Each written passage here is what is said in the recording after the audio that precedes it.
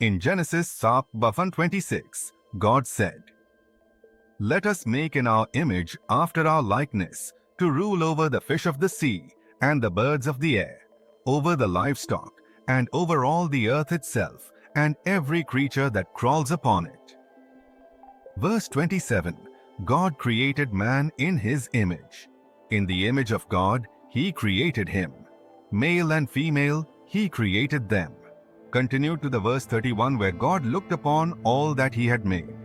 And indeed it was very good.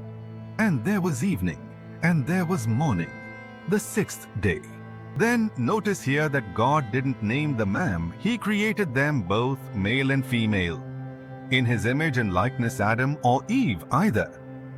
But man in his image and likeness, God called them. Because Genesis 2:1-2 says, "Thus the heavens and the earth were completed in all their vast array. And by the seventh day, God had finished the work he had been doing.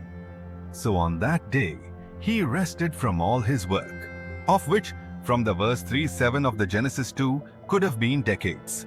Before God forming the flesh of the man from the dust of the earth, that he later called him Adam, as it said, "The Lord God formed man from the dust of the ground, and breathed the breath of life into his nostrils.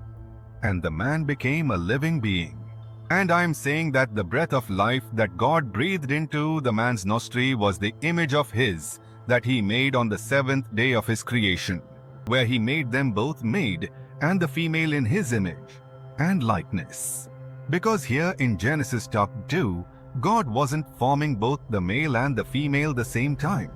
It could have also been decades or not before, as verse 22 described IR saying, "And from the rib that the Lord God had taken from the man, he made a woman and brought her to him."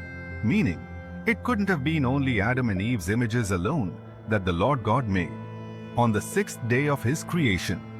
As baby's life usually comes after being formed in the womb, and if life leave the body, the flesh will definitely become a corpse.